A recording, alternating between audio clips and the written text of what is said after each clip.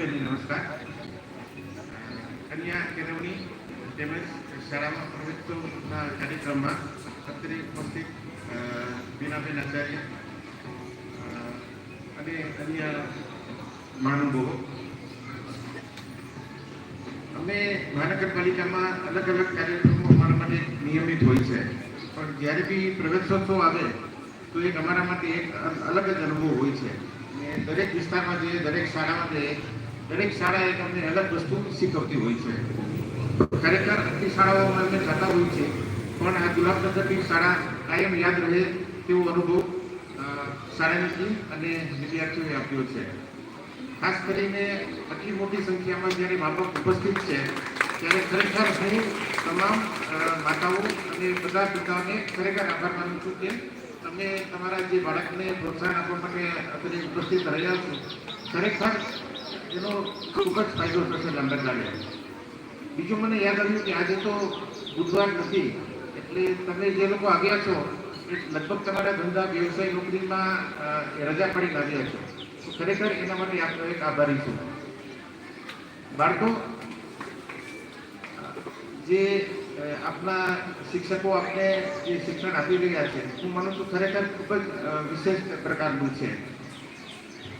હું કોઈ આપને માર્ગદર્શન આપવા માટે સક્ષમ નથી. હું માનું છું એ લોકો ખૂબ સારી રીતે આપને આપી શકશે. પરંતુ તમને એક મજા આવે એવી એક વાત કહું. હમણાં એક થોમસ વિટગન કરીને એક અમેરિકાના એક મોટા વ્યક્તિ છે, એનું એક હમણાં એક વ્યાખ્યાન આવ્યું. એ લોકો કહે છે કે અમે નાના હતા ત્યારે અમારી માતા અમને કહેતી, એટલે આ 40 વર્ષ પહેલાંની વાત છે, કે ભાઈ જમવાનું એટલું ન મૂકતા, કારણ કે ભારતના લોકો પાસે ખાવાનું નથી હોતું.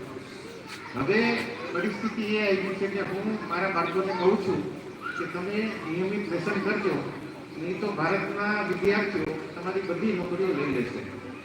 અને વિદ્યાર્થીઓ આ હકીકત છે, વિદ્યાર્થીનો મા બાપ આ ધ્યાન રાખે, આ હકીકત છે. દુનિયાનો એક પણ એવો દેશ નહીં હોય કે જ્યાં ભારતીય નહીં હોય, અને એમાં વિશેષ પ્રમાણે ગુજરાતી નહીં હોય. ખરેખર આપણે ગુજરાતીઓએ આખી દુનિયા ઉપર એક સામ્રાજ્ય કરી લીધું છે, અને એની બે જ મુખ્ય બાબત છે, એક શિક્ષણ અને એક મહેનત. તો બાળકો, એટલું કહીને વિરમું છું કે આપણા જે નાગર સાહેબ છે, મેડમ છે, જે આપણી માટે આટલી મહેનત કરે છે. અમારા માટે તો ઓફિસમાં નાની નાની અમે તો બજેટ આપી દઈએ, કોઈ નીતિ બનાવી દઈએ, કોઈ યોજના આપી દઈએ, પણ ખરેખર એનો અમલ એ લોકો ખૂબ સારી રીતે કરી રહ્યા છે. એ જોઈને ખૂબ જ આનંદ થયો. તો બાળકો, આપણે એક વિનંતી છે કે આપ અહીંયા મેક્સિમમ સમય આપો, અને એ લોકો જે મહેનત કરી રહ્યા છે સારું પરિણામ આપી અને એને યથાર્થ કરો. Thank you. ખૂબ ખૂબ આભાર મંજાણી સાહેબ, અમને પ્રોત્સાહિત કરવા બદલ. આપ સર્વનો હર હંમેશા અમને સહકાર મળતો રહે, અને અમે અમારી આ નિષ્ઠા, ડ્યુટી પ્રમાણિકતાપણે નિભાવતા રહે એ માટેના આશીર્વાદ અમને આપતા જજો. આગળ કાર્યક્રમના અધ્યક્ષ શ્રી મોહન સમાન પ્રદેશ ભાજપ મંત્રી શ્રીમતી બીનાબેન આચાર્યને વિનંતી કરીશ કે બેન શ્રી અમારા બાળકોને, ગુલાબનગર પ્રાથમિક શાળાના નાના નાના બાળકોને આપના પ્રેરણાથી પ્રોત્સાહિત કરશો. બેન શ્રી બીનાબેન.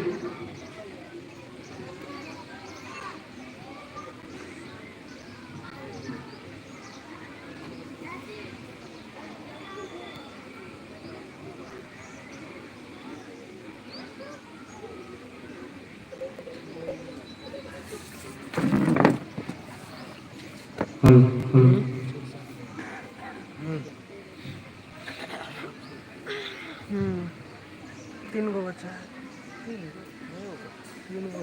પહેલા તો સૌને માફી માંગુ છું કે ઘરેથી 9:15 પછી નીકળેલા અમે 11 પછી પહોંચ્યા.